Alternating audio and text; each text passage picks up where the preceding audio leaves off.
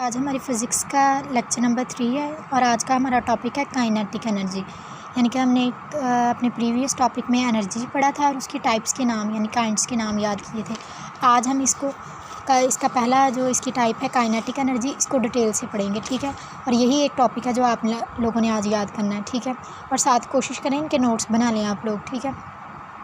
Kinetic energy की सबसे पहले डेफिनेशन के ये एनर्जी कौन सी होती है, किस वजह से ये पैदा होती है। ये एक ऐसी एनर्जी है, ये तब पैदा होती है जब कोई बॉडी जो है वो अपनी मोशन में होती है, ठीक है। वो यानी कि हरकत कर रही है, उस बॉडी जो भी बॉडी मोशन में होगी वहाँ क्या पैदा होगी, काइनेटिक एनर्जी प्रोड्यूस होगी, ठीक है।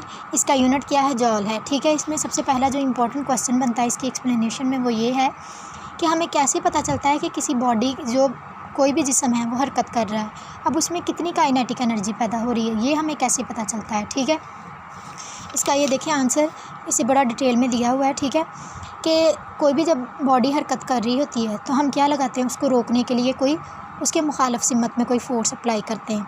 और जब फोर्स लगाते हैं तो अगर कोई बॉडी है वो मोशन में है लेकिन इतनी ज़्यादा तेज़ी से हरकत नहीं कर रही, तो हमें उसे रोकना क्या हो जाता है, आसान हो जाता है।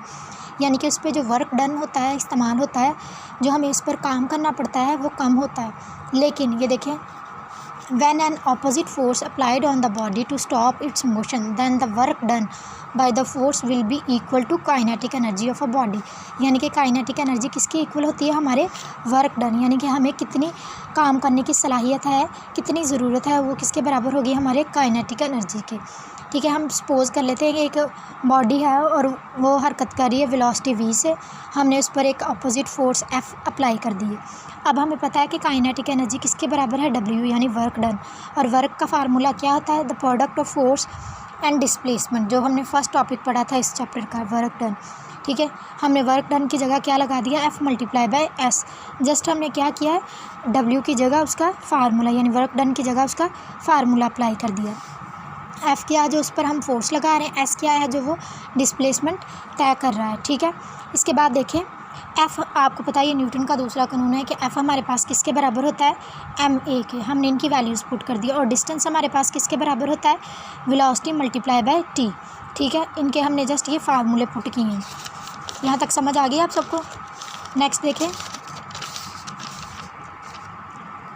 देखें कि अब हम क्या कर रहे हैं, हमारे पास काइनेटिक एनर्जी आ गई है जी, ma मल्टीप्लाई बाय, अब हमें पता है कि हमारे पास ये जो डिस्टेंस होता है ये किसके बराबर होता है, vf minus vi/2 multiply by t, हमारे बस वही।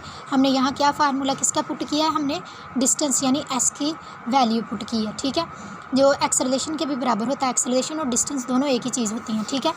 अब ये देखें, अब हमें पता है कोई भी ऑब्जेक्ट होता है वो इनिशियली क्या होता है, वो रेस्ट की हालत में होता है, तो इसलिए उसकी इनिशियल वेलोसिटी क्या हो गई, ज़ीरो हमने यहाँ पुट कर दिया। तो हमारे पास पीछे क्या बचा, vf/2, जिसे आप सिर्फ सिंपल v भी लिख सकते हैं, मल्टीप्लाई बाय t।